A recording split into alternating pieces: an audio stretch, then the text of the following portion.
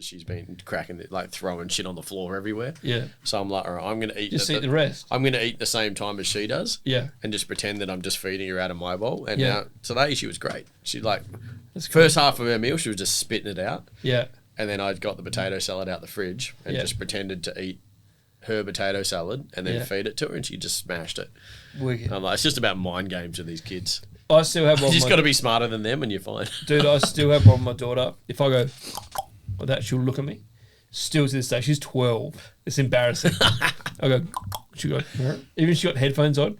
But that came from her. Like, if I put the spoon near her mouth, she'd go, and I'd fucking punch it right. Or like, but if I go straight in, and she's still to this day, if I want to get attention, if someone's like yelling at her, I go. It's just like outsmarting a child. Like you have to. Yeah, but that came from just me being completely done. Me can being like, I can't get this food in your fucking mouth. Like he said, there's food all over the place, food all over me. I don't want to eat it. And I just go, and she went, oh, dude, it's on, yeah. Yeah, or they eat something, they love something yesterday, and you give it to them again, and they fucking hate it. No, she would only eat fresh stuff too, and that's what fucked me. So you had to cook every meal. So yeah, but like I'd find something she liked, so I'd cook like 2 meals. Oh yeah, advance, I meal prep for them. Yeah, but then she wouldn't eat the rest of them, and you know what the fuck? But then she would eat the fresh one. You're like, you're a fucking piece of shit. Like, you're just a snob. I meal prepped like this fucking seafood pie for the little one. Yeah, it's got like prawns and scallops and fish and peas. How old's this kid? 11 months. Okay, loves it. Like first 5 times she ate it, loved it. Now she just fucking won't eat it. Hates it. Yep. But I made like 25 portions of it. So I'm like, fuck. That's what happens. Guess I'm eating it. Yeah. You're on the seafood pie run. Yeah. But she, I portion everything. I make a batch of everything for her, man. It works a treat. Yeah. I got those big square ice cube molds. Yeah. And I just freeze them in ice cube molds. Perfect. And then just pop the molds out microwave, done. Yeah. I used to put, I had fresh truffles all the time. So I used to put fresh truffles in the scrambled eggs. And it was one of the things she would eat for breakfast. So I was like, perfect. It would work every time. Yeah. Fresh truffles, scrambled eggs, no salt or anything like that. Just egg, truffle. Then I would say she eats, I would tell her, Sal, she eats scrambled eggs. Loves it. She like, you got to stop putting fucking truffle and shit because she won't eat it without truffle now. So it was the truffle she liked. I was just, because I just had it around the house. It was just, I mean, it's completely solid. As you do, It's completely solid truffle. Like, it's just shave it in everything. And she would eat it, and I was like, I just thought I was the greatest thing ever. And then she'd make her scrambled eggs, and she's like, what is this? But it's probably how she made it too. Like, yeah, I'm not. No, I didn't want to shit on her cooking. Because it's like, but mine's edible. Yeah. And yours, like, yours is like fully burnt to the pan. We put some love in it. We fluff it up, nice low pan, lots of butter in there. And she's just put a spray oil and some egg in there. Yeah, and it's just dry it's and brown on the bottom and fucking white. It's not the scrambled egg she didn't like. Let's be honest. I know, but I was like, all right, I won't put any more truffle in shit. But that set her up for. I mean, like I said, she's 12 now. She'll eat anything. But that sort of set her up for not putting truffle in shit. That's a bit extreme. But just giving her trialling shit. Oh, yeah. Like you said, just put fish pie. Who the fuck eats that? Like my kid ate that. Yeah. But I mean, like you'll see, she'll be off it for a bit, maybe even a year or two. But you'll find, like, she'll be like 5 years old and go, I want that. Or she'll find that why do I like scallops? And she won't realise. Oh, man. She's fucking crazy. It's great, dude. What did I give her today? I gave her dates, soaked dates today, soaked cashew nuts. Yeah, but they're sweet and nice though. But no one ever eats it. Yeah. She was smashing. I was like, fuck, I tried it. I was like, oh, this is actually pretty fucking good. You're on the baby diet? I should do, actually. She eats healthier than I do. To be honest, if I ate what she ate, I'd probably be fucking a lot healthier. That's what I used to do. I just used to eat what she ate. Gym, bro. Your worst nightmare.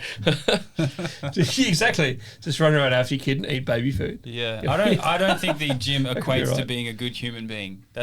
If that means anything. Nah, fucking gym people are psychos. I'm not shitting on the gym. It's just fucking not me, man. They're just fucking getting like one addiction for another.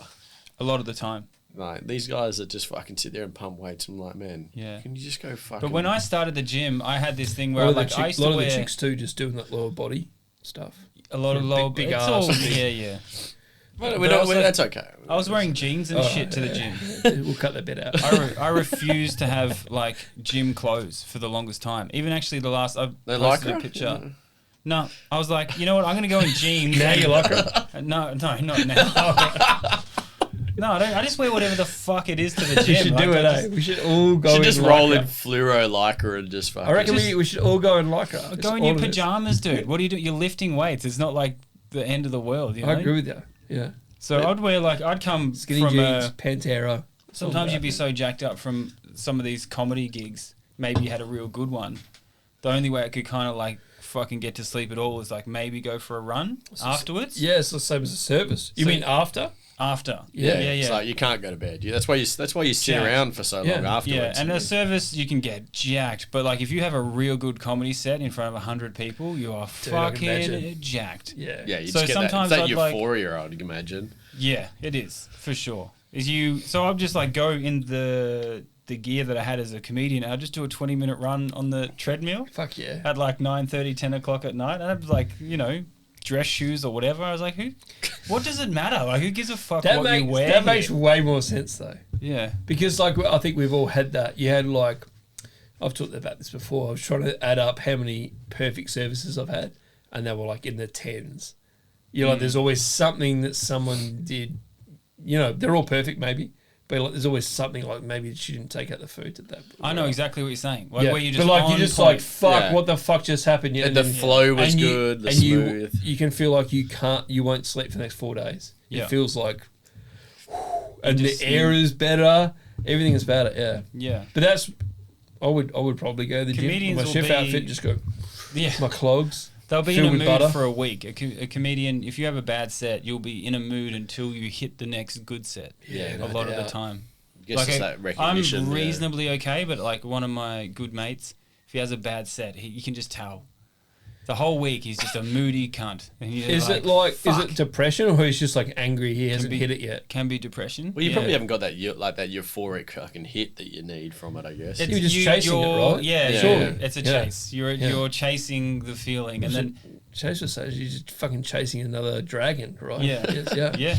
Man, it's an addiction. Comedy sets can absolutely be an addiction. Life is addictions, like fucking. Yeah, totally. Yeah, everyone has all something. It's all you all want to do something, and you always want something. Yeah, yeah. You're just not shooting it up in your veins. That's good. Yeah, as long as you're not shooting it. But that's like most chefs are adrenaline junkies. Absolutely. Yeah. In one form or another, we all are. Yeah. You're just chasing something. Like I used to chase that. In the end, I used to chase the perfect because I was always on meat and fish and stuff. By the end of it, just the perfect thing. Yeah. That would always be perfect. No one ever complained, but I was never happy. It was like, the next one. You're like, fuck it. Like, eventually, like, but you're so consumed with the next one. I think for me, like, hurry up, it's ready. Yeah. Over the last few years, when I didn't really have my own kitchen because I sort of had all the other venues that I was looking at. Yeah, it would be when I'd go in and like one of the head chefs was, he had to have a night off or something like that, and I'd go in and I'd go in to run the service and do the pass, and I'd go in there and just fucking nail it, not even being at the kitchen for like the last month. Yeah, and I'd go in there just blind and just run the service, and it'd just be so fucking smooth, and I'd be like, man. Yes. Yeah. I was like, why is it so fucking hard for the rest of you? Yeah. I haven't even been here. But it's good to do that and then just walk out and everyone's like, ooh, dude. Like that's leadership right there. Yeah. I do it at the fine diner, and like everyone would be like, fuck man, we're gonna be fucked tonight. Chef's not here, Chaser's here. I'd come in and just nail it, and they'd be like, but that's it. Fuck. That's the best way to lead, though. Like those motherfuckers can't talk you anymore. Keep them in their place. Yeah. It's also that extra. So true, though. You have that focus, though, right? Like that's that extra focus. Like you have to fucking nail this shit, and just walk in like full Pablo. Yeah, it's like you are on that order night. On from the very first one. I loved it. I loved that fucking over the last few years. Just been walking, just smash a service. Yeah. Finally, like and even when good job, like when I was when I was I think it was a couple of months ago now. One of the boys rang me up from one of the old restaurants, and he's like, "Man, I need someone to come and do a pass run tonight. Can you?" And I had done nothing for like 6 months. Yeah. And he's like, "Can you come in and run section pass tonight?" was like, man, I don't even know what you guys have on the menu anymore. It doesn't even matter. So I came in and just fucking like smashed it. Yeah. And then everyone's like, oh, can you come back? I'm like, no, fuck no. Yeah. Pay me my cash, I'm out. It's such a good feeling though to say no. We were talking about this before, just to say no now. Yeah. Like you get to a point where you're like, of course you can. You just turn shit down. Of course you can. And you probably maybe should half the time, but you're like, dude, that's just. Oh man, It's not even like you being an arsehole. It's like it's for your own benefit. I cherry pick what I want to do now for work. It's fucking such a fucking good feeling. That's cool. Like, That's really cool. To get these function inquiries, I'm like, nope. Yeah.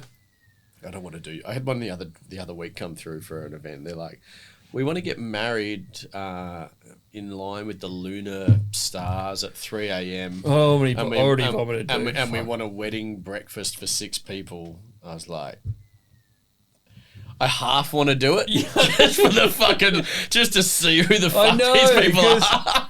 But I'm so interested in what this is. It's like, dude, as an interesting person, I want to see this shit. You have the moon dessert sorted, you know what I mean, bro? Like, you've got it. I just see the bucket of the thing we can't remember, and then I was just like, I kind of someone else to burn myself. I'm half want to do it just for the sake of fucking seeing who these people are. But on the other side, I'm like, they just sound like they're going to be fucking hard work. So I'm like, no. Next.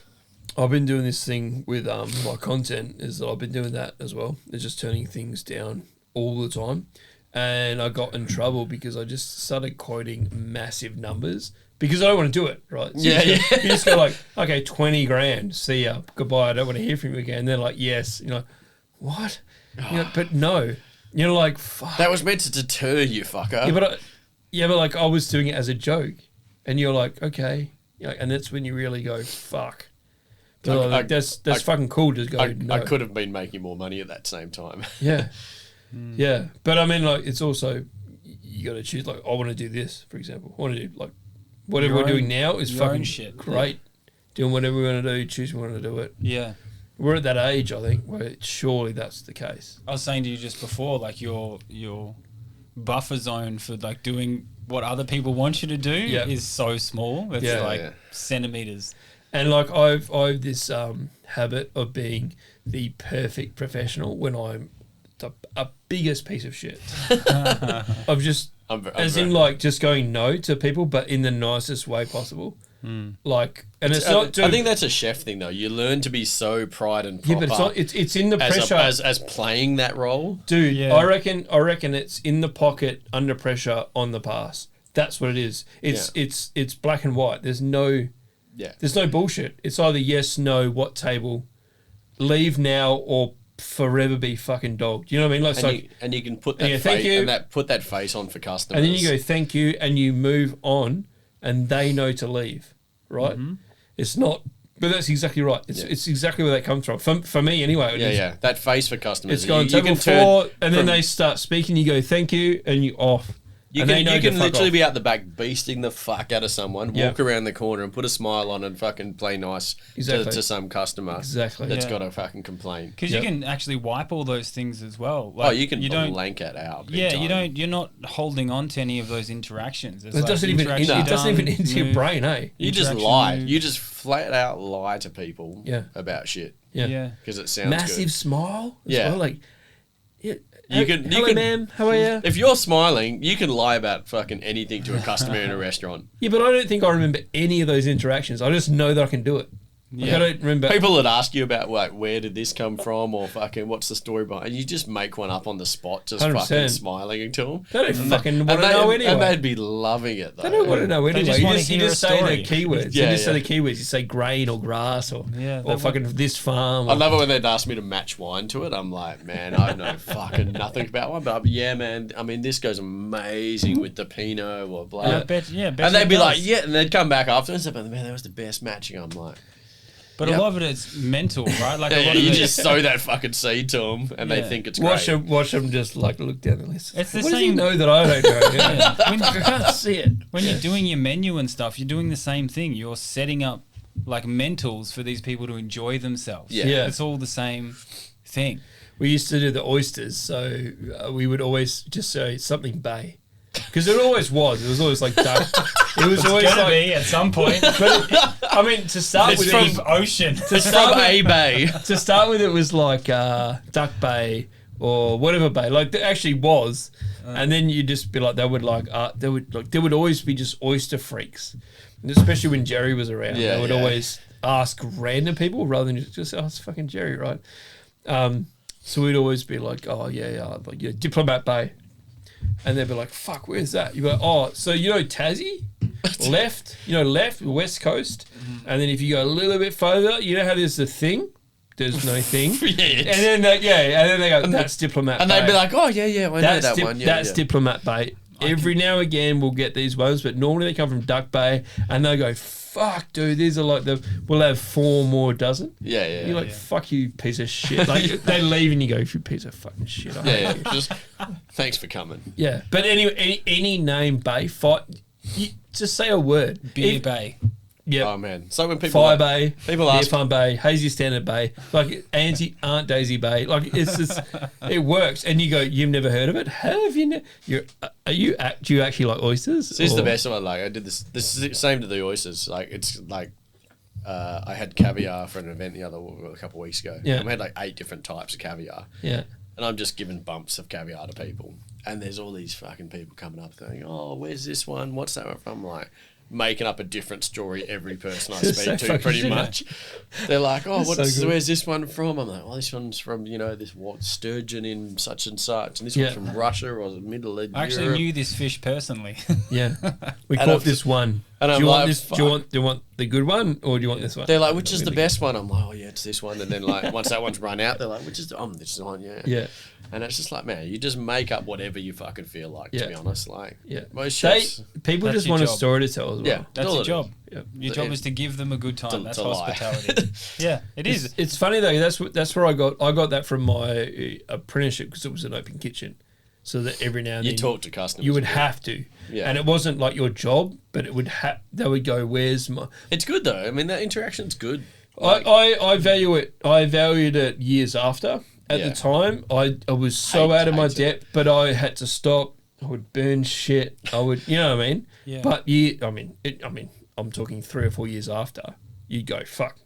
You can do everything and talk to customers. Have that gift of the gab in the kitchen. Yeah. Fucking makes you steeds ahead of people. It also keeps you calm too because it resets you because you have to be nice.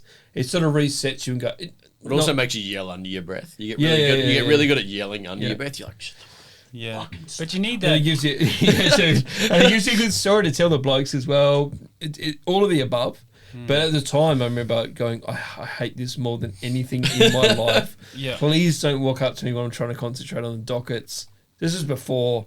It's hugely I had a timing down. I was just like, please let me get having these. to triple check your dockets and please let me spend all the time putting them in if order. I could get 4 at a time, I was like, fucking thought I was a ghost, yeah. But that's where that came from. But obviously, like by the end of it, it's human nature. And, yeah, once you learn to just automatic. Once you auto spiel, like it's fucking just easy as shit. And they also there's also that sort of that little hit of it's like chat. It's like Chef ChatGPT. You just Chef GPT. That's funny. Chef PT. What would you call it? CPT? No. GPT. Chef GPT. All right, we're gonna have to just chat. To fucking patent this one. Just making up bullshit about fucking produce. Yeah, and wine and oysters. Yeah, matchings. I used to always just send them to places as well. Like once you get a handle on it, you just fuck around with them, right? You just go like, oh, if you just talk to and just give them a random name, and then they'll just keep asking for fucking Ainsley, it doesn't exist, or she's the one. She's the sommelier here. There's no sommelier. It's just a fucking. I'm cooking eggs. Yeah. I kind of like that. Yeah. Chefs just being assholes. Yeah, to the public, but they're like, but they walk back to the public table. Just loving they it. They walk back to the table going, I talked to this absolute rock star who knew everything about what I wanted. He directed me to this Ainsley bitch who doesn't exist. I haven't found her yet, but she's elusive. Yeah. And you've given them everyone the wants that story. They love that. People love that story. experience. I think we had the chefs talk to us. They told us about this. Yep. The cow that we ate tonight. It doesn't matter what you said. Came off this pasture in fucking southwest and it spent 6 years eating fucking perfect grass, you know. But that's the grain-fed, grass-fed thing as well. I learned that early on as one of the first head chefs I had would always say, doesn't matter. If they say, is this grain-fed? You always say yes. And if they say, I don't want grain-fed, they go, well, it's finished grass. And vice versa. Is this grass-fed? You're like, yes. And they go, well, well, it's finished with grain. They all are. Yeah. You know, it's just like that's the same shit, right? All cows ate grass at some fucking stage. Yeah, but and then they go, oh, of course. It was like, well, you can't just eat grass, beef.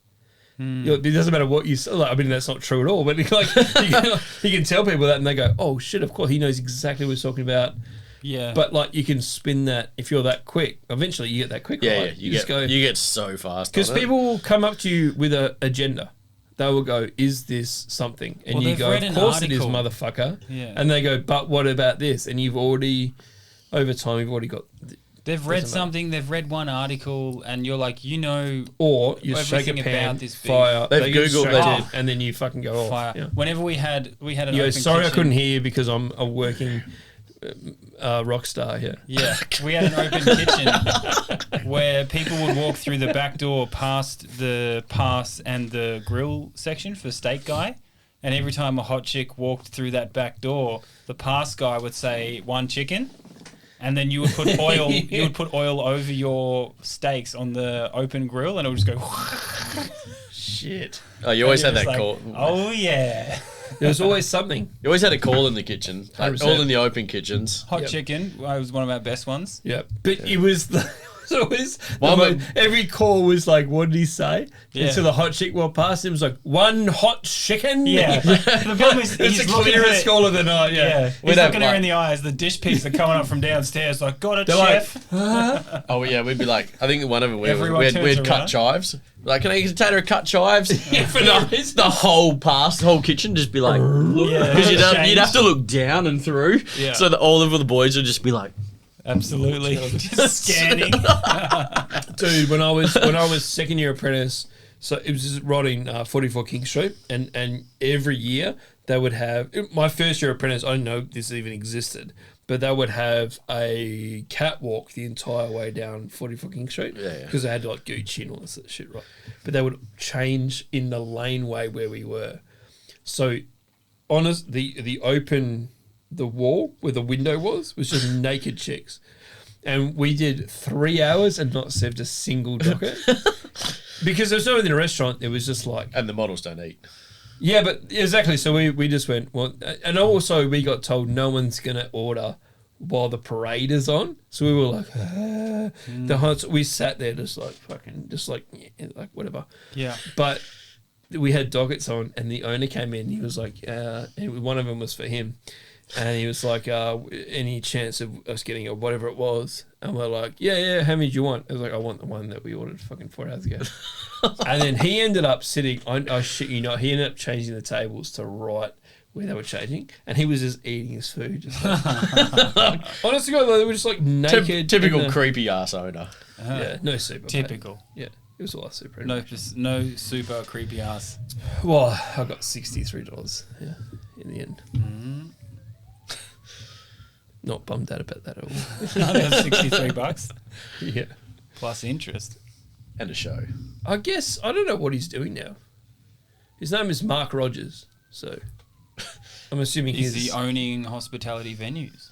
Yeah, but like he was one of those ones that he was, what do you call it, like an ownership group. Oh, so you couldn't actually like, a person couldn't.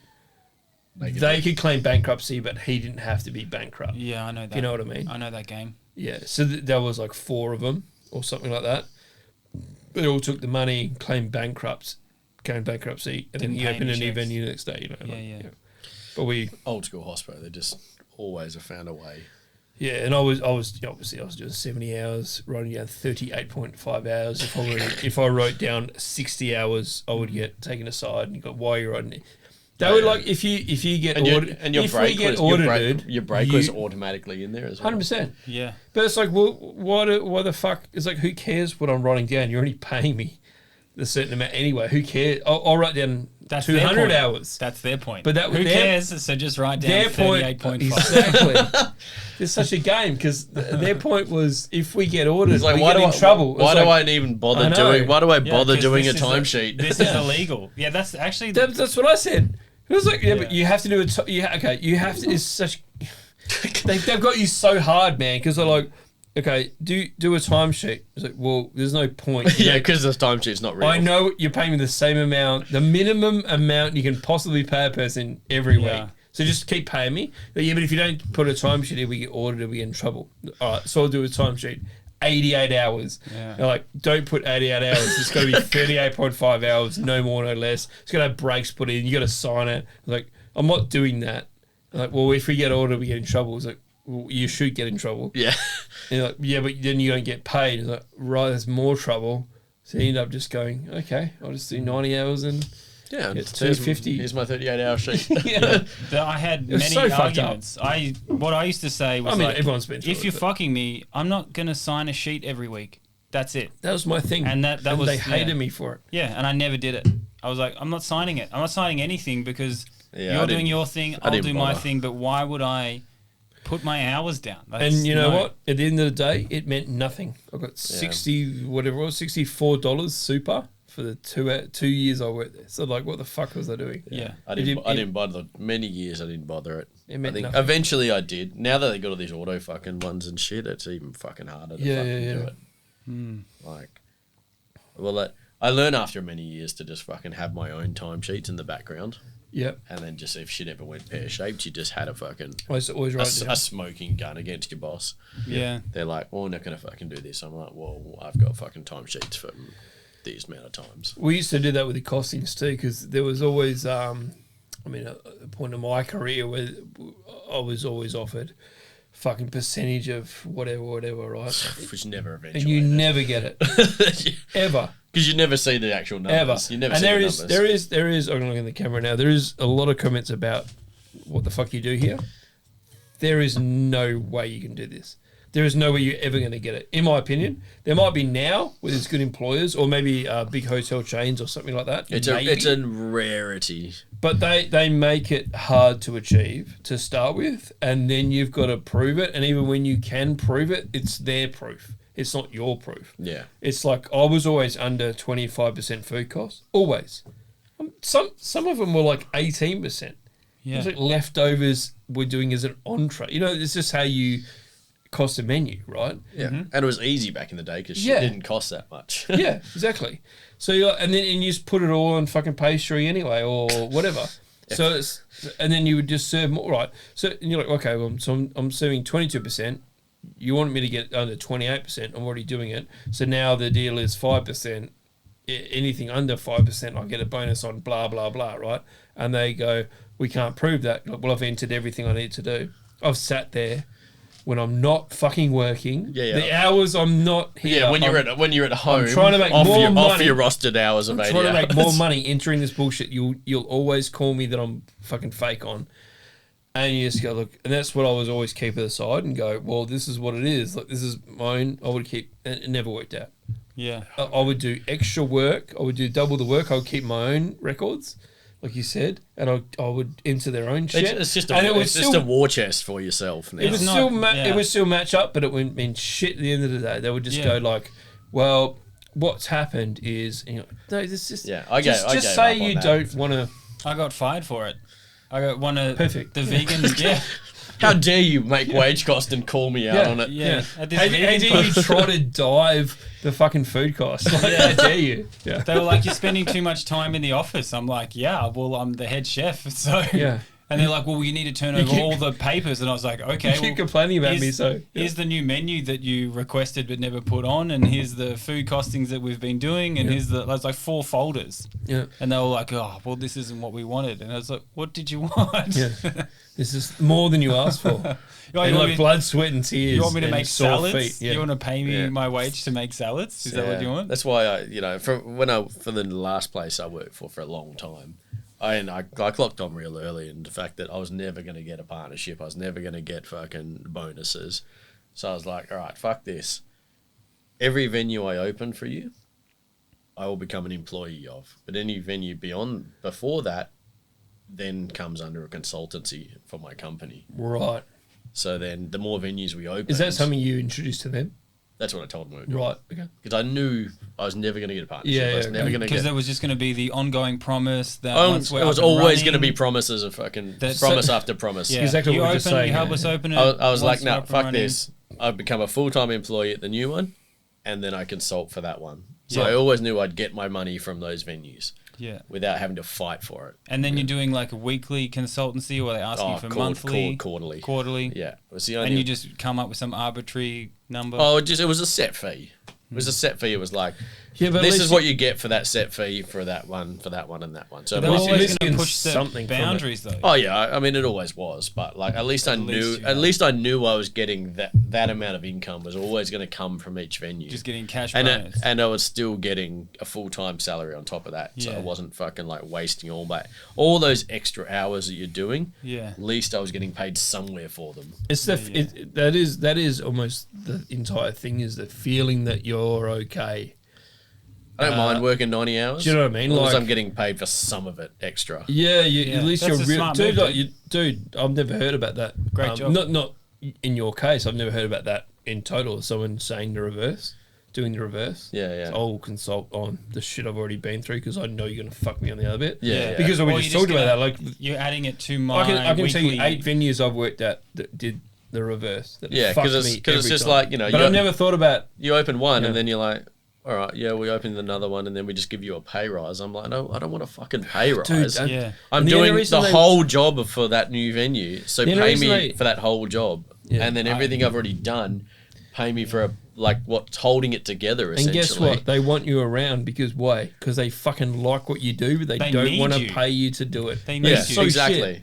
It's so shit. like, No one Is else there- can do it's it. the There's no opposite one of else any other- in that whole group that can do anything. Any other company, they'd be like, we would need to secure Chase Yeah. or fucking Tim for whatever you're doing, because we like what you're doing and we want you to do it again for another one, right? Yeah. But They've like, already get- thought about all of their margins they're for like, wait, themselves. wait, They're wait, like, he's already here. He's I already get- here, right? Yeah. I get this. He's already much. here, right? But it's just over the bridge. So many exec chefs just get taken for a fucking rinse. I on actually that. just That's remembered- that's yeah. why I left. It's happened because twice. that I was got my fired scenario. again. Was Because like what exec chef. once you do or your job open my too own well, place. they want to open another one. No. Then you do your job too well again, they want to open another one. And they think it's easy. They think it's like, oh, this is easy. Yeah, but they business. just give you like 20 more grand. I'm like, no. not even like No. it's a fucking bird seed on. You're like, here's another little. I just don't understand how it goes. Like, you run one venue, you get paid 100 grand. yeah. You add another venue, you get paid like another 10 grand. Yeah. Another venue, another 10. Like, 10 more grand is not the like Yeah, you're but paying me 100 for one. Yeah. I'm doing the same job at all three. 10 grand. Pay me at 100 at all three. Plus another life. Yeah. You know what I mean? Like, it's like that's what it costs you. But it just doesn't equate to that in a boss's head. Nah, No. Like, well, you're already doing it. Yeah, What but does it they'll mean? ask just as much from the role. They'll be like, the role is now expanded to this. Yeah. Like, but it doesn't make any sense. Yeah. Okay, in that case, Yeah. Yeah. I'm 2 people. yeah, and then I'll do that restaurant. But And you're so then- right, man. Like, because you're like, oh, they always give you the promise of like, look, man, we'll just set this one up. It's looking really good. And what we're gonna do for you, we'll bring you in. You'll get a percentage cut. I've been burnt way too many times on that. So I was like, They'll say- that's why I came up with that concept. And I was Yeah. like, I know it works because they have to pay me a full-time role. Yeah. And then I can negotiate a payment on the other ones. And they'll always give you but that. you're also gambling on that they know they want you. Yeah. Right. It's perfect. Like, I mean, it's not that perfect. They can just say Well, they buy, still right? still work the fuck out of you. Yeah, of course. But They still like, expect everything. but that's I think that's the danger with chefing, is that they think they can find you again. Do you know what I mean? Like, they can just go, but I mean, you built. They don't. Fuck. It's hard, man. That's where I got to with chefing. They have that like, concept of everyone's super easily replaceable. Yeah. It's like, but yeah, then you can replace someone, but it doesn't mean course you're you going to can. get the same fucking they'll result. lose all their money. Yeah. Like most of the time, if they, It's they- also you may have made shit look easy as well, right? Yeah, well, that's the problem because Yeah. you do your job so well. Yeah.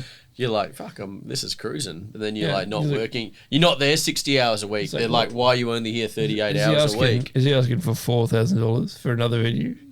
What the fuck is he doing? Yeah. It's like, fuck. Just give him. Just like, I don't get it. I've never understood it. No. You should give him.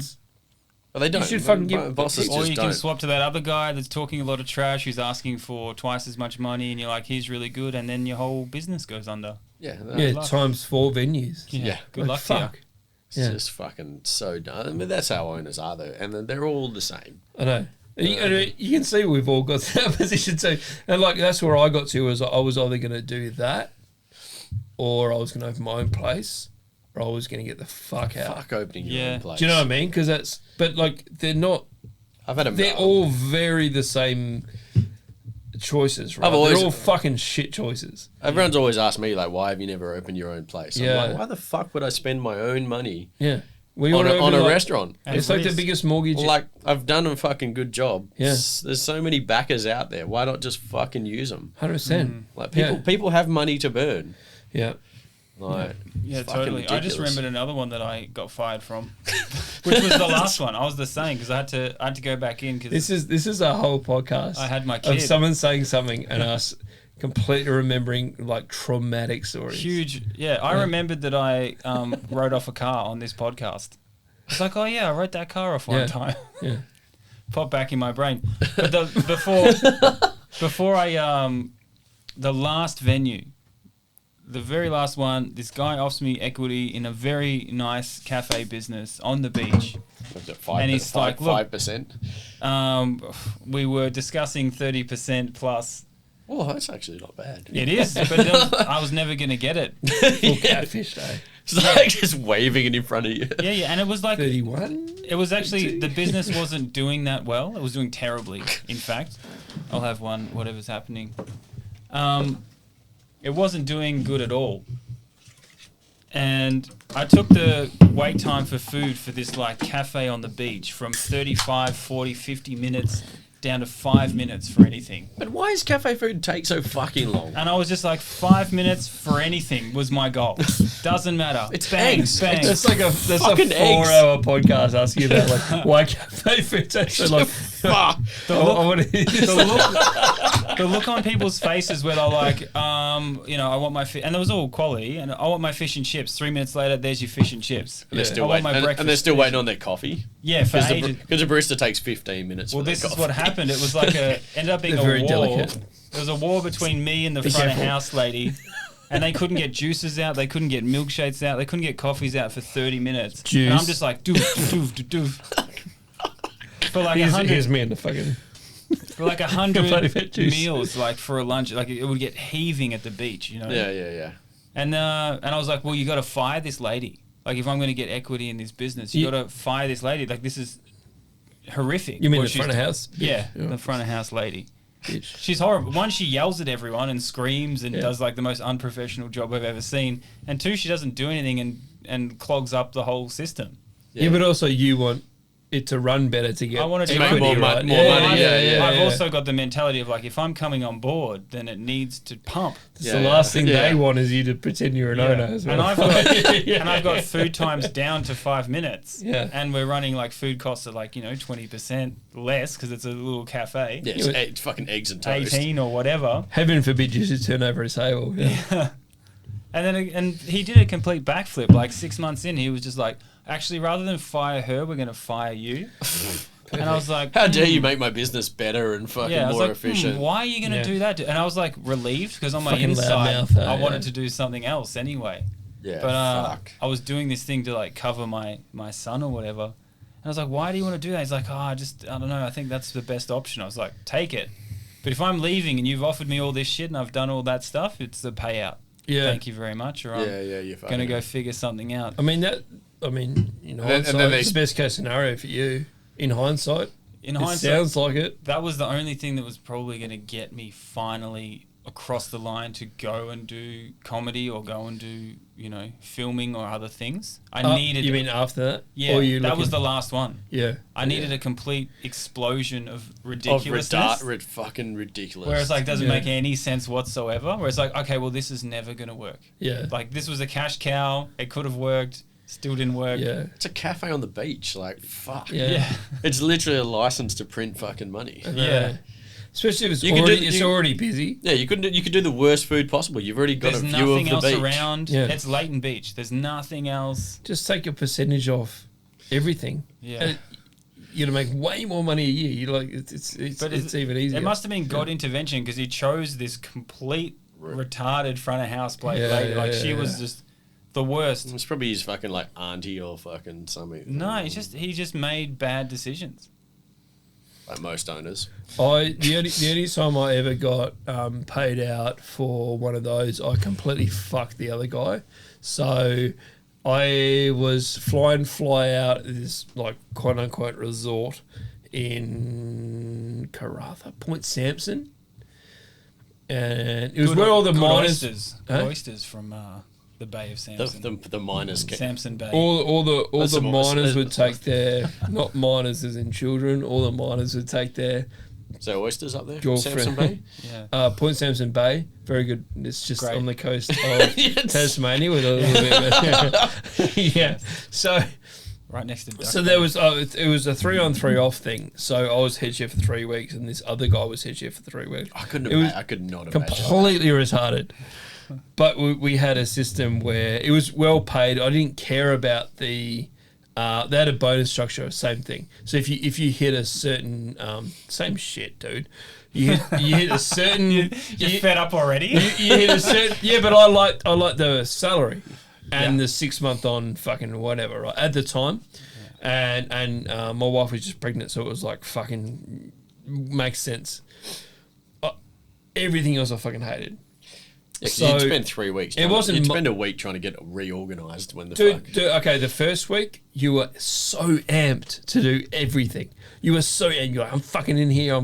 The second week, you were like depressed. You wanted to kill yourself for the whole week. And the third week, you were just a zombie, and no one could talk to you. It was just I'm going home. I'm going home. 3, 2, 1. You know. But so I would play games. It's just how my head is. So I just play games with people. I would trick the kitchen hands into coming on for shifts they went on, and yeah, but you're making me work 3 weeks on no break, right? So you're like catatonic. Is how I would. I'm not suited for that. People are, more power to you. I'm not. No.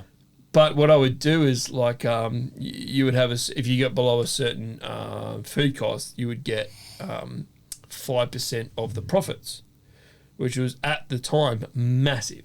5% of the profit there was massive. It was literally like you get $80,000 in a swing, and I was like, game on, right? I'm bored, game on, right? And I'm good at this shit. We're all maths guys. It seems like we're all maths guys, right? So he's like, fuck this other cunt, right? So I would use up his entire cash, order nothing, and then order everything before I left. So he would walk into nothing, and all the food costs would be on him. And then he would be like, why is Lachie no one else has ever, by the way, no one else had ever got this bonus in the lifetime of this resort. And then I was like the first one on going, how does this work? And just bored one day doing, you just sit. You work it out. What else are you going to do, right? Yeah, exactly. Yeah, so I would use up his fucking bullshit. He's a fucking dickhead anyway. So it's like I was making everything into soup. I would just make everything into puree. Why is this cunt freezing shit we can use for a special today, right? Mm-hmm. Just normal chef shit, right? But these guys are like flying flat. They don't know how to do it, yeah. They don't know costing, right? So I would just get this bonus, and he would be fucking pissed.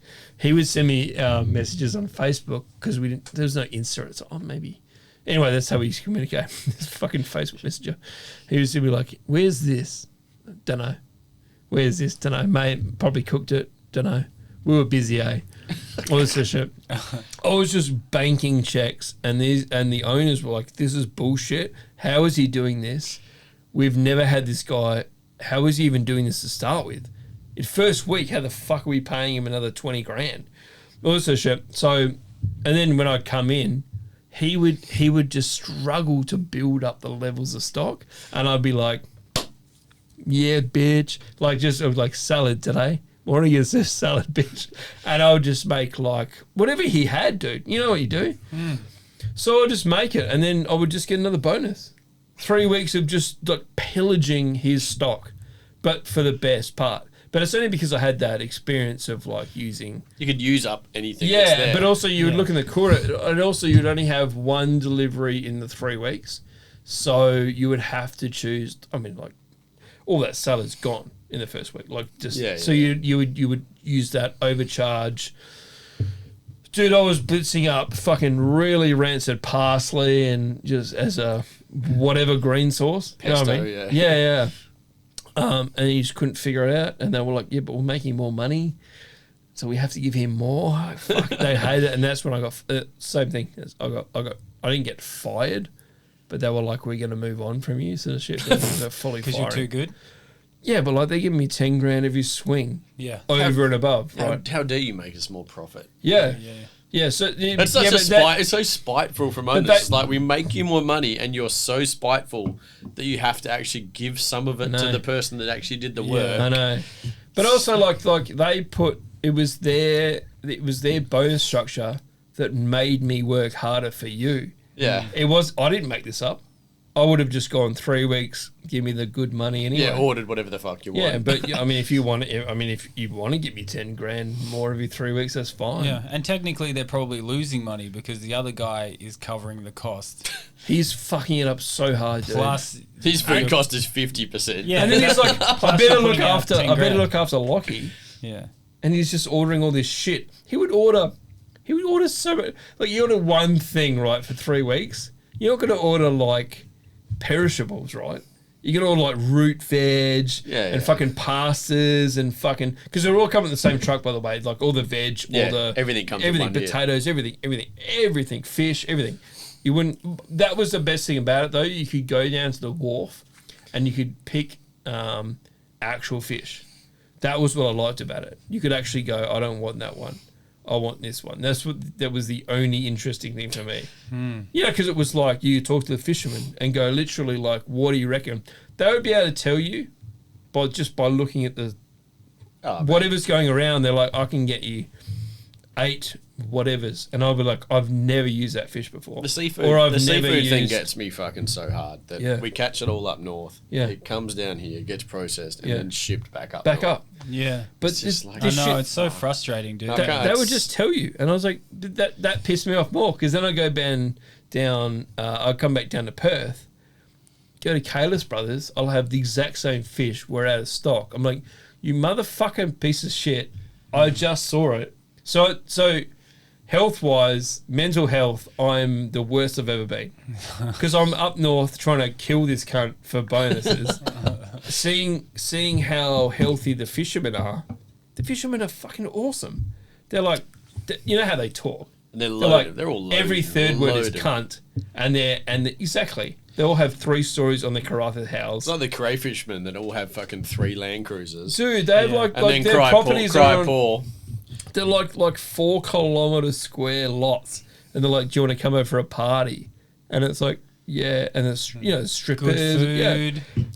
It's like when COVID happened, and then they're like, "Do you want this?" When COVID just going there, but just going to the wharf would make that fish free.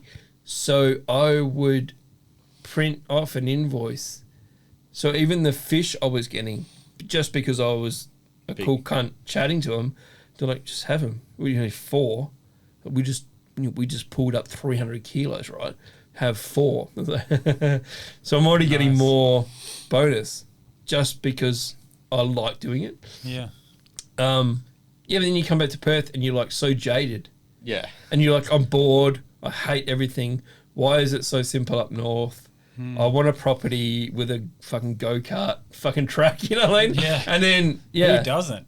I know, but that was and then you come back to Perth and you do that and you get fucked on a bonus. Yeah. You're like, well, there's no winning. That's why I just gave up on the bonus structure. I was just like, this is never going to work. So I was like, I had to come up with something different. It sounds good. Yeah. Good job. I never thought about it. Yeah, I just got burnt until I quit. Same. But I met some fishermen on the way. Yeah. Don't worry, I got burnt plenty of times before that. Plenty of promises broken in the fucking lead up. They get you because you're tired as well, and you're passionate. Yeah, they get you because we care about what we do. Yeah, that's always been the problem. Yeah, that we actually care about what we do. We probably care more about their business than they fucking do. Yeah, because 100%, and they just on what we're doing. They just endure what you say. That's what I would always felt. They just okay. Lachie's here. He's going to talk a lot about the food and he loves it. And then we leave. That's it. That's it for them, right? Yeah. They go away. They still own the joint. They're still taking a percentage. And it works. 100%. We're still functioning. We're still going. People are coming here. What they don't understand is like Lachie talked a lot of shit. One bad chef will milk them and fuck their entire business. Yeah. So you better be nice, but they don't really get that. Like we were saying before, until you experience a bad chef, but it doesn't even change their mind. Once you get rid of that bad chef, they just think they're golden again. Yeah, but I guess there's good decision, option. Boys. Yeah, we got this guy now. Yeah. I worked on the Gold Coast where we saw all the boats coming in.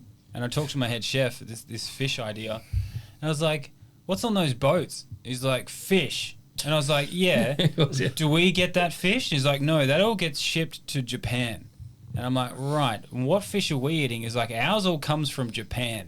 And I was like, are you fucking serious? Yeah. But it's all frozen, But then we sit here and we sell it at the most premium price ever to the people who are watching the boats going, oh, it's good to be at the ocean. Australian seafood market's the most fucked up thing there is. I couldn't believe it. So hard. Yeah. Like, I just Singapore. Like the price of Australian seafood in Singapore is like I almost fell off the fucking chair when a snapper's like $150 a kilo. Man, like Yabby's 106. Not Yabby, sorry, Marin. Like WA Marin, $160 a kilo. I was like, I rang the Marin guys up when I was. You actually find them, hey? When I was over there, and I was like, why the fuck is the Marin so expensive? Oh yeah, it's shipping. I'm like, fuck off. Man, it's like $110 a kilo in shipping, man. Yeah, dude. It's the same with the beef problem that we had. We couldn't get any beef in Western Australia 2 years ago. We still can't get any fucking beef, man. But we make so much beef, dude. The beef we can get in Australia is just piss all compared to everywhere else. When I was in Singapore a couple months ago, I got a restaurant over there. And they're like, oh, what beef do you want to put on the menu? And there's like pamphlets of like Stone Axe, fucking like I haven't even heard of half of these like Australian beef companies. Yeah. And it's all like the absolute premium Australian beef, and I can get any cut I want, any way I want. Yeah. In Singapore, but fucking Perth, can't get shit. Get Coles. Get fucking MSA grade fucking Scotch. Rump steak. Yeah, sick. You can get it, but dude, it's fucking pricey. There's not even any point. No, man, like there's like even, I reckon there was at least 5 brands or 6 brands in Singapore that I have 20 years never heard of in Australia. Even up until recently, I've never heard of 4. Like last month, I just found 4. And lamb... random Wagyu. It was like here. Yeah. And like full blood. You're like, what the fuck? Since when? And shit like that. And I was like, shit. And that's only because someone approached me. It's like, do you want to make a video cooking this? And you're like, what? When has this happened? Yeah. Since when? Since when has this happened? Because it feels like. But then you go. But they're breeding for overseas markets. Yeah, but then you, as a restaurant, you call them up and you go, hey, can we get some of this? But they're like, no, we don't have enough supply yet. No supply because Singapore. And the pricings, you know, I'm buying like, it, fuck, man. Yeah, you know, that's like those because obviously we all have mates that are now sort of working with the meat anyway. The sort of steakhouse. It's sort of been sort of popped up recently. Like I think that's probably what's going to happen next year. Is a lot of steakhouses, in Perth, not steakhouses. I don't know what to talk about it, but it's like what's that new one with what's his face? Six Head. Six Head. Shane. And then then you got my mate. Yeah, wait. And then you got like Stewie's one, and then you got fucking Elliot at next door. Yeah, and things like that. But like, I mean, that's like you can see another 4 opening this year. But the only way that those guys get away with it is they've got their own cattle. Yeah, but like that's the only way they're able to do it. Yeah. What are they doing then?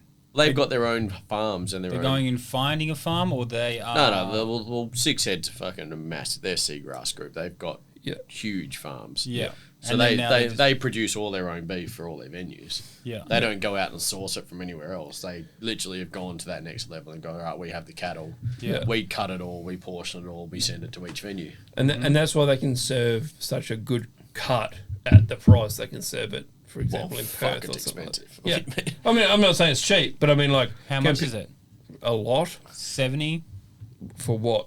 I think for a sirloin? I think I don't know. What's the ribeye? I think the ribeye is like $300 or something. Are you serious? For what? A double serve? So, I think it's a 1.5 kilos. Yeah, okay. Yeah, I remember seeing... That's like 4 people. I remember seeing it 200. I remember seeing $200. I reckon I could share. So it would have been like 300 or 400 grams. Yeah. It's not cheap, but I mean that's the way those guys be able to do it, because they're supplying themselves with beef. Yeah, like being able to do a restaurant and do a steakhouse and not have your own beef line is fucking hard work. Yeah, dude.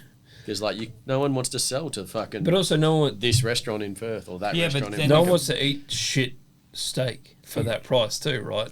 So like you gotta where's there's a definite margin where you're like, okay, if you don't have your own beef, fucking cattle farm, like what are you gonna do? But going back to fish, it's gonna be $500 for something that all the best for seafood goes fucking outside of WA. Like how does WA not have good fucking seafood? It's bullshit. It has the best. I was trying to find yabbies. And we just don't fucking see it. I got my mum's got a dam. Yabbies and you just grab they're like crawfish. Victorian. Crawfish, I guess. Yeah, but yabbies aren't. They got it now. The WA, yeah. You have yabbies here. Yeah, we got yabbies here. Yeah, Yabbies are the shit. Yeah. Give me yabby over prawn any fucking day. Well, it's a marin. It's a marin or a yabby, isn't it? Marin's WA. Yeah. But marin is just a kind of. It's not the same thing, but it is I guess a big yabby. Yeah, yabby's got a little one that's like sweet and orange. Yeah, we've only got yabbies. We don't have marin in Victoria. Oh, marin are definitely WA. Yeah. I don't know where yabbies came from, but I've always assumed they're native. They may not be. They are. Yeah, I think they are. They've always been. I think they're just around Australia. They've always been in dams. Since I've been a kid, we used to just put your toe in the water and bite you, and you just fucking throw it. Chicken neck. They're fucking tasty as shit. Exactly. Peanut butter, mate. Peanut butter on it. Dude, anything. Yeah. It's so good. Dog food, apparently. But then to just watch them, like, go for crazy amounts of money. They're $40 a kilo now. Dude, I would just walk into a dam, and they would assault me, and I would eat them. You know what I mean? Like, it's weird, man. Yeah, I've been trying to get some for Christmas, fucking. Me too. I did a thing about... I got to catch them. I did a fucking story. I did a story on them the other week and fucking stitched myself, I reckon, because I fucking put it out on the radio about how they're better than prawns and shit. And then because they are 3 articles came out on fucking Monday for it. I'm like, fuck. Yeah. Now I've got to go fucking pay $10 more a kilo for them. You got to shut up. You can't let that out there. Well, I mean, it's true though. Finger on the pulse. You never had a yabby? Yeah, heaps. Oh yeah. No, we had. You're heaps. just saying they're. I didn't know that you had them here. Yeah. Oh right. Oh, they're fucking. Because when delicious. I was working down south, all anyone talked about was marin. And you go fish for marin or whatever, and I never knew that you guys actually had yabbies. Yeah, on the WA just goes hard for marin. Yeah. Oh man, everyone goes fucking hard for marin. Yeah. Everyone. It's the last couple of years. It's just on every menu everywhere. Yeah. I don't care for it. How about that? Yeah, but if you could get it straight out of a dam and just eat it, like you would care for it. For myself, like going camping or something. Of course. I like it. I like it live. Yeah. But it does not excite me. I'm not paying $100 for it. Yeah, it doesn't excite me on a menu. I went down south a couple months ago, I think, and we stopped in at the Yabby for the Marin farm, and I was like, give me the fucking biggest ones you got, just for cooking at home for dinner that night. And we got some like 450, 500 gram ones. I was like, it's like eating a crayfish. Full cray. Yeah. And like that's the way to go. Just fucking in the oven, fucking split in half. It's home from food live. though. It's not garlic, fine butter. dining. That's what I think too. It's home food. I had the best craze at Brown Street the other day though. Fuck, I couldn't have done it any better. Cool. But I mean, I don't like crayfish, to be honest. Me either. But it was like good. if I see, but like you pay for it, right? If I see abalone on a fine dining menu, I'm excited.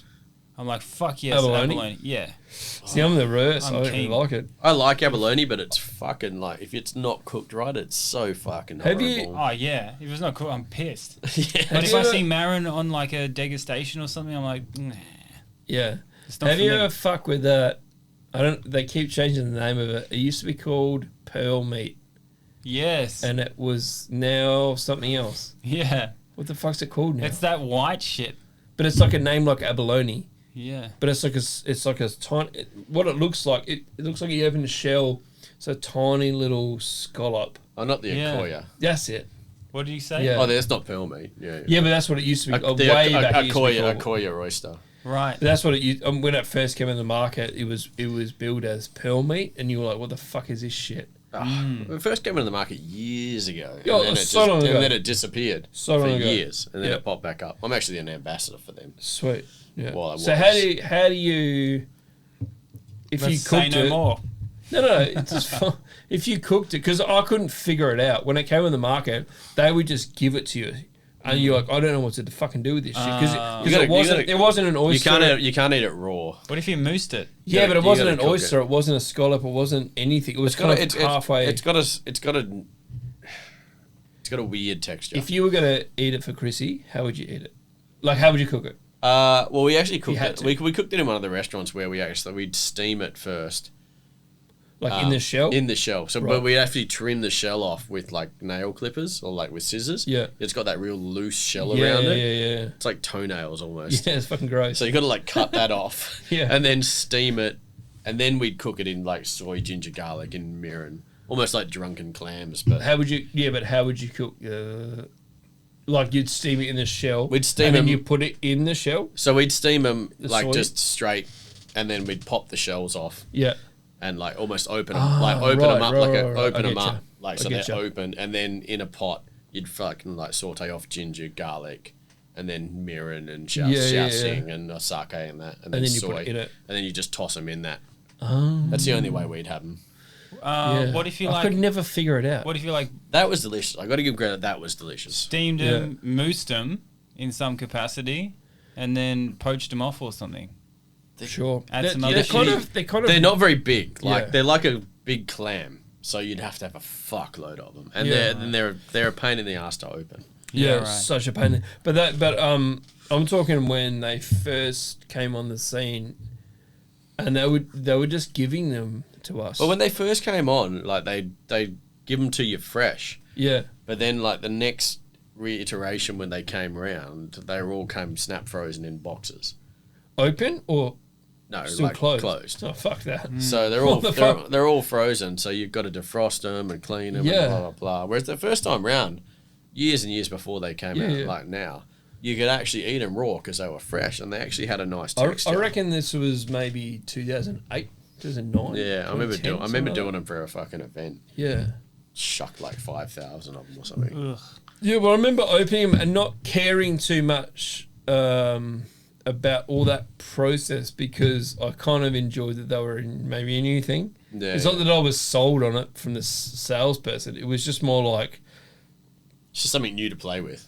Yeah, you're fucking around with shit. I mean, you're already deconstructed. There's very rarely. I guess it's a rarity now in chef world that there's a new product that no one's seen before. But also that's why they were giving it to you because they didn't know what the fuck to do with this. Yeah. They were like, this is a WA thing. We don't know what the fuck to do with this shit. It sounds like they had a whole line of waste that they're like, totally. We can make money. That's what I think. We just got to get chefs behind it. And I completely failed at it. All I was like, everything I did with it was fucking garbage. Yeah. I was frying it because I thought, all right, fine.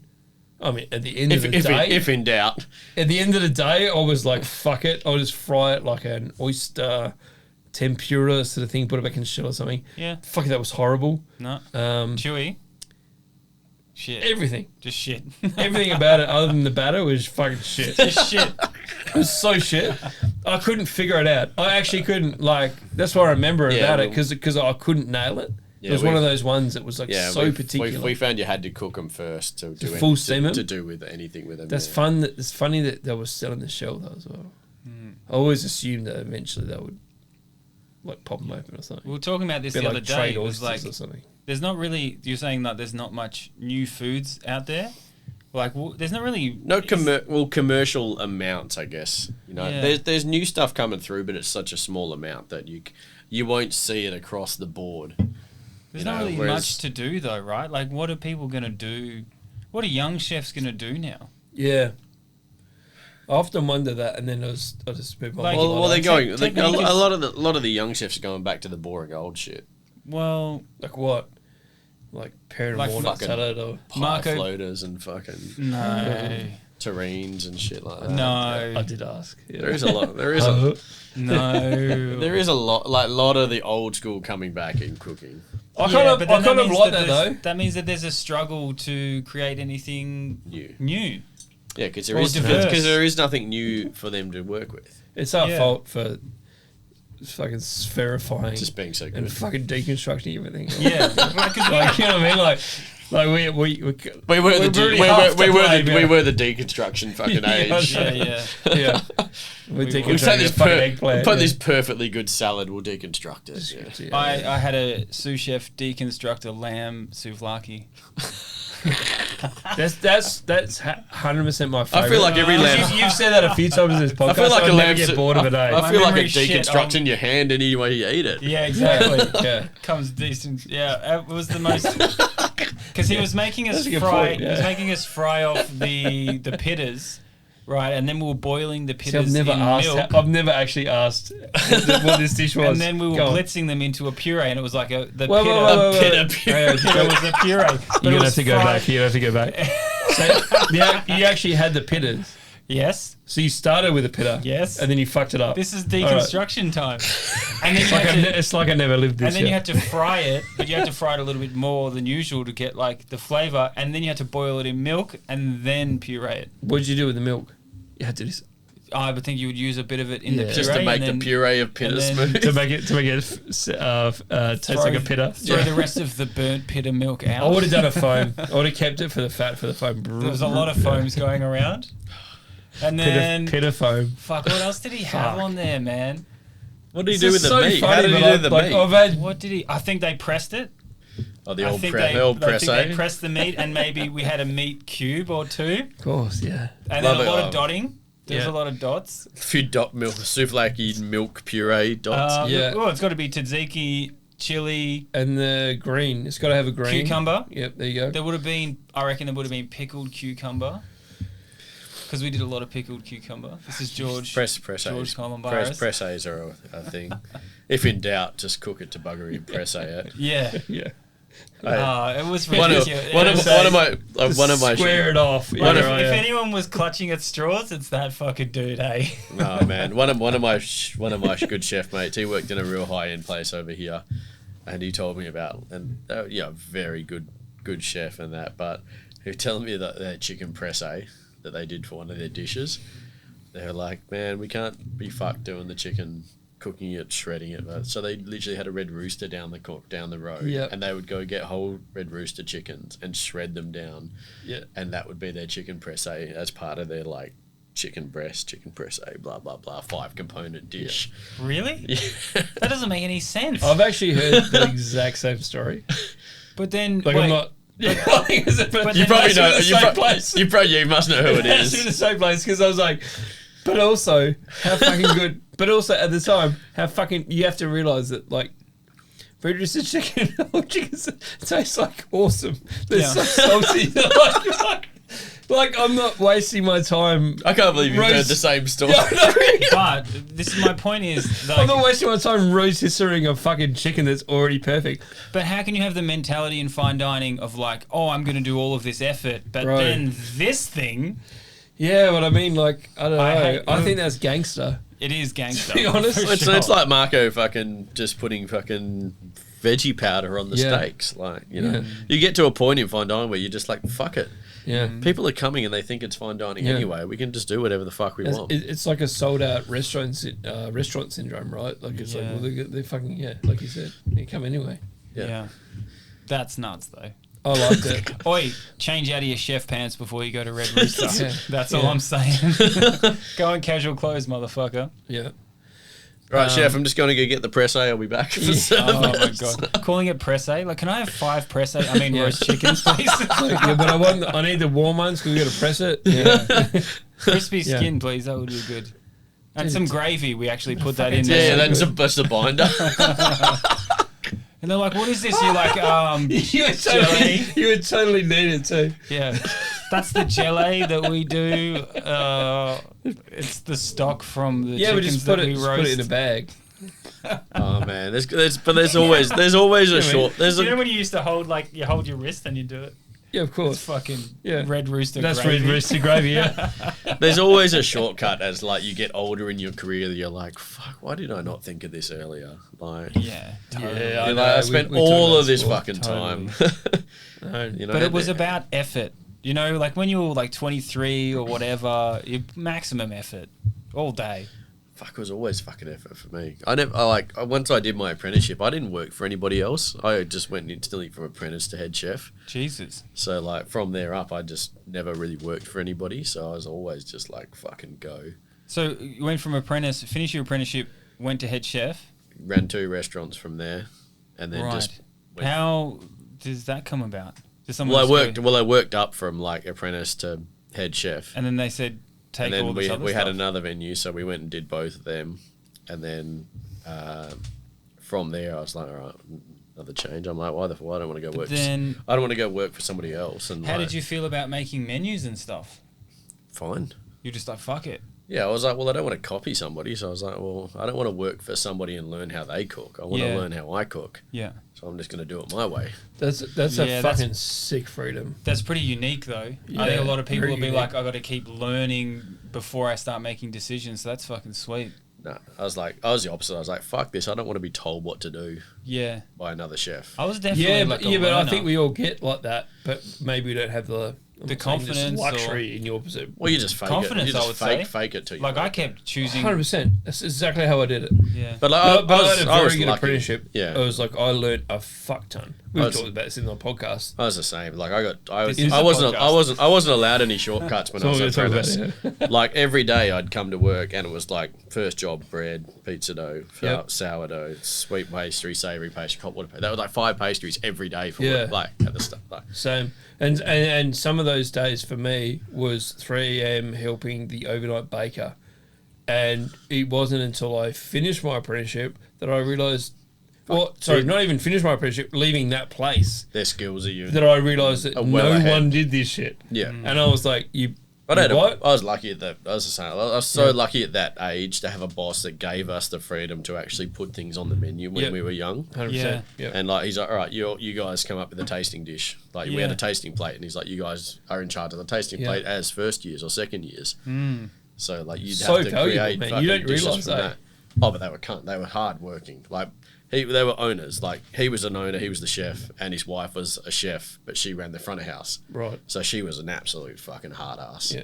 We're getting it all directions, yeah. Yeah, 100%. I'd come in the morning, some mornings, and she'd be in there, and my fucking larder section would be on the bench, and she'd be there waiting for me. Fuck off. Going, what is this? Why is this not fucking wrapped? Why is the containers not fucking changed?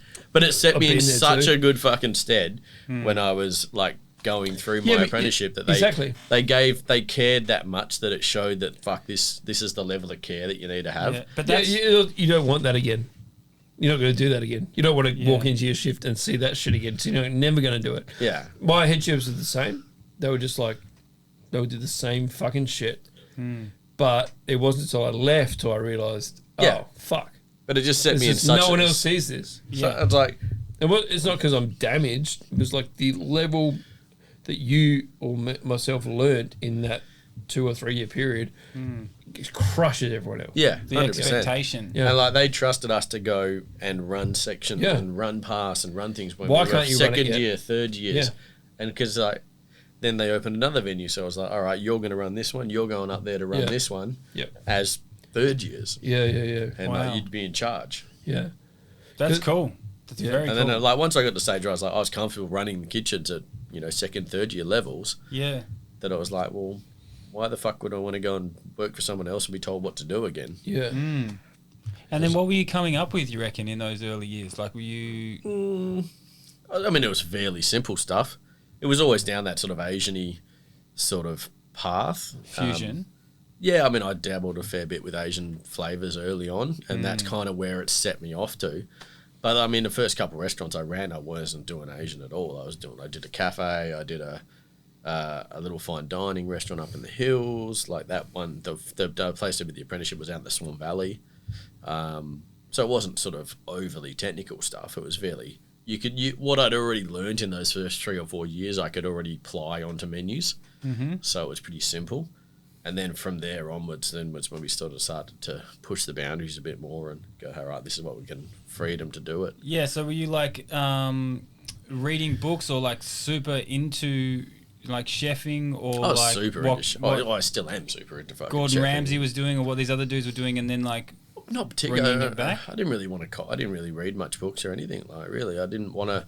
I think the worst thing I found when I was watching other people was they would read books and they just cook that recipe and they'd change like one thing, and like you'd notice it straight away if you went to a place. You go, fuck, I've seen this before. I've read this book before. It's like, your Ramsay copy. It's like fuck. That was the worst thing. I did not want to do that. So I was like, fuck. I want to just go and cook something different outside of that and make it taste. Well, I always went on the theory of fuck. If it tastes good, that's all that really fucking matters. Like so it must have been like a flavor Flavor thing. Flavor was my you're like, I want to, and then the technique. Well, the balance. I always had good balance, like you know, and that was where I went to move more into Asian flavors, and that was like a step up on balance, where you had to fucking learn how to balance all the fucking fish sauce and soys and all that kind of stuff. And once you got that, fuck man, like everything's pretty easy after that. Like when you're making sauces that have like 25 fucking components and you're balancing them, like you're pretty comfortable in cooking anything then. Right, but if you're hearing about like gels and foam and these techniques, you were just taught myself, picking it up as you're going. Yeah, just try it. Like it's not that fucking hard. that was the same as my apprenticeship because again we talked about this before, but if you know the basics, my apprenticeship, all those basics transfer into fucking all of those other techniques. Yeah, dude, and like my apprenticeship, the full menu where I was would change every 2 weeks. So every week the half the menu would change. Yeah, that was the same. So they were like, you always have to learn new stuff all the time. You have to do it, and you have to get on the menu, and we're going to critique it until it gets on the menu, and you've got like 2 days. So it's like, it was perfect. I would fuck up all the time. Yeah. And it was perfect. In hindsight, it was perfect. At the time, I just wanted to cry all the time. So it was like, but that's when you learn exactly what you're saying. That's where I got into Asian too. But it makes you creative. Dude, you would adjust a sauce with really aged soy sauce. Yeah. For no reason at all, other than that's what came into your head, and then it just worked. But even nowadays, like you talk to someone but that's where you got to, right? Yeah. But that's you talk to a general, like a Western chef now, and you go, what different types of soy are there? Yeah, 90% of them would go, there's like sweet soy, soy, Kikkoman or Japanese, or Korean or tamari, and that's it. Yeah. And when you start going on about, there's aged soy, there's fucking rice soy, there's this soy, there's thousands of different types of soy alone. Yeah. And once you understand that difference of flavor profile works fucking on editing things. Also just throwing in a fucking real stinky fish sauce. Like just a couple of drops. Fish sauce you can't be scared of, man. So many chefs are scared of fish sauce. I'm like, man, I use that shit by the fucking. They wouldn't even know. They wouldn't even know they've even eaten it, dude. They wouldn't even know. They were just like, what is this shit? They wouldn't even say it. They were like, what is it? I like it. You're like. Yeah, I got obsessed with actually. That's what you get to is like just fucking really flogging your brain with. It's just trying shit as well. Like I just order random shit and just try it. Yeah, but that's the freedom I guess I had as well. Is they would just let you do it, but you would have to nail it, and the chefs would help you do it. Yeah. Well, I mean, in my case, to start with, eventually I was just the guy to just go. Eventually, you just go. Once you create a dish like that, fucking, it's and then you go, easy. fuck, this needs pepper rather than whatever else. For no reason at all. You just know. Yeah, I did a lot of pastry when I was like in my apprenticeship as well, and I had like hard as fuck apprentice, like a pastry chef that taught me. He came from Loose Box, and he was a full blown alcoholic.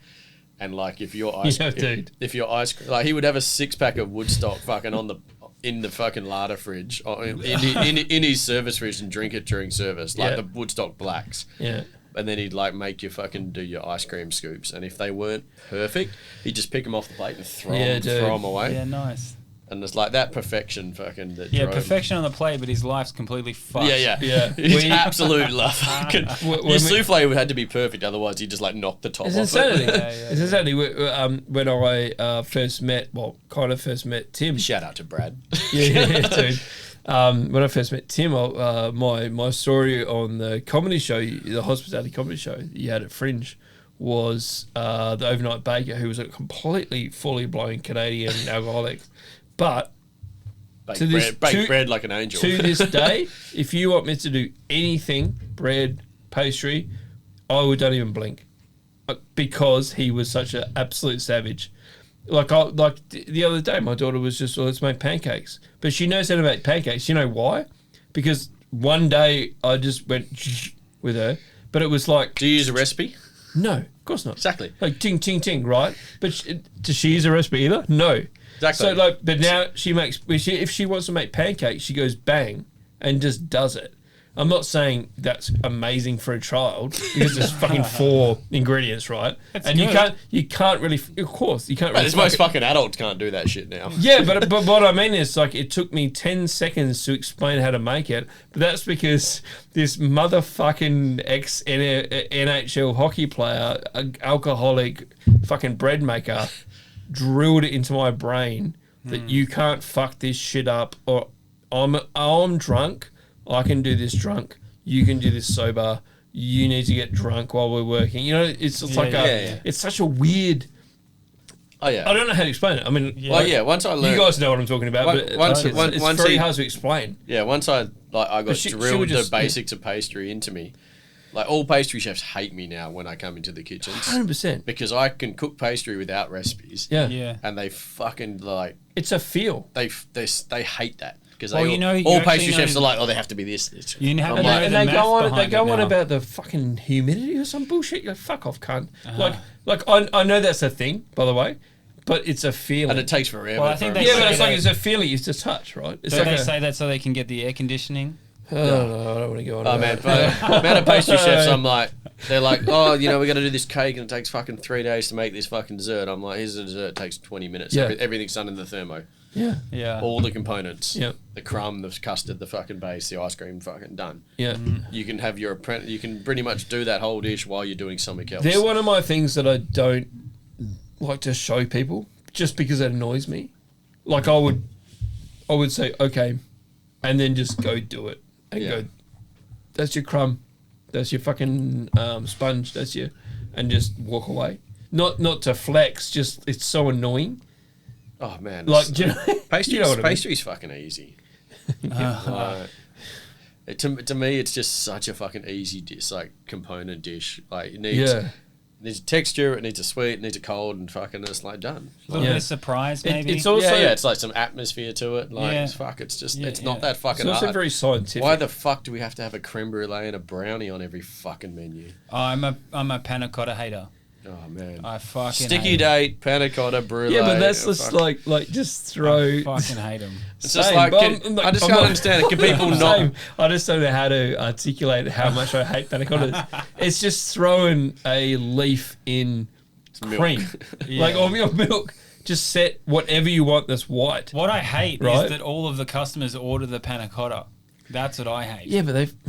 Oh man, they order the brulee and it's just. I'm sweating, but I've got to sweat more. You put these amazing desserts on top of it, and you're like, oh fucking kill me. You put these amazing desserts on, and then you'll fucking put like the one that you're like, fuck, I don't want to put this on. It's like, well, you got to put a brulee or a fucking thing on. Date. And every cunt orders that. You're like, fuck. Yeah, or it's like in what's that triple fudge chocolate? I just fucking refuse to put any generic dessert. What was the one with the ooze in the middle? Yeah, lava. Domino's one. Yeah. Domino's now does it. Everyone should take that on board. Yeah. How about fondant? Fondant. Chocolate. We can pre-buy them now as well from like your Australis. You can have them and you just like in the oven, flash done. Yeah. I asked him for that. Like I would make them. It's the same thing. It's the same story. Just get my ass kicked if I was like 10 seconds over, 10 seconds under. It's not a... You'd come along, they come along and just stick the finger in it. This was like, way before lava. It was ruined This was way before lava cake. So you had to have the cold plate, but not cold at that side. This is my apprenticeship. Oh, because of lava. We're calling it. I'm actually getting annoyed at the word lava cake. How would you get the fondant was plate? The fondant, yeah. No, you got to heat one side with a blowtorch. Yeah. Right. Yeah. So this is all pre-coming on this fucking plate, right? So that would have to be perfect, and then you would have to do the ball. It was perfect. Did you have to? And if the ball was not perfect, that would be fucking overcooked by the time Did you have to dust the other side of the plate with the fork? Fucking, so it's like a 100%. Fork mark with the cocoa. Yeah, but obviously that was like a very fast. And then if you didn't get the ball right, like you said, that would be overcooked. He'd throw it out, and now you've got to put another one. You have to explain to your head chef why the desserts are now going to be a bit longer and time everything differently. So you're like, and then someone slams the oven and blows. And then meanwhile, Domino's Domino's just slams them out now, and you're like, oh, I can't look at it. Yeah, that's what I think when I see. To be fair, I ordered one the other day. At Domino's, was it good? It was pretty good. Of course it was. But of course it was. But that's like. Which is fine. I don't mind Domino's, that, dude. but that's what I think of. I think of trauma at scooping the scoop fast enough and perfect to try and get on this Domino's bullshit. Be perfectly round. I know, and it had to stick. I had to put if I put too much, what was it, sugar or was it like a little bit shortbread crumb? Whatever he fucking said it was. Was. If it was too much and you could see it, I would have to sort of blow it off. You used to use the shortbread crumb. So it wouldn't move. But you'd have to make sure. I just have to make shortbread just to make that. Dude, to make the crumb. Yeah. I've never talked about a perfect fucking ball before. This is insane. Yeah. We've cooked all of the cameras. They're all dead. Sweet. Pretty much. Sweet. We've been here for 3 hours. We've fucking just gone through it. And I think we didn't even mention your name once, bro. Yeah. Is that cool though? Oh, cool. That's fucking awesome. Fuck. We'll just leave it like mystery guest. Mystery guest. Didn't talk about anything that you do or whatever, dude. Yeah. But that's fucking awesome. That's been a great time. Thanks for coming on, man. Oh, good. Yeah, Chase Webber. We'll do it again. Anytime you want. I feel like we didn't even get to the start of it, so that's fucking awesome. Yeah. Beer's on. Thanks, Beer Farm. Chase asked if we had like, what's the agenda or something random, and I thought I don't really know. Like, but he's quickly found out. That's what it is. Yeah. Come into the hottest room in Perth. And gift of the chef, Gab. You know. Talk fucking gibberish. The point is it's like, you know, two dudes who are like excited. Chef GP.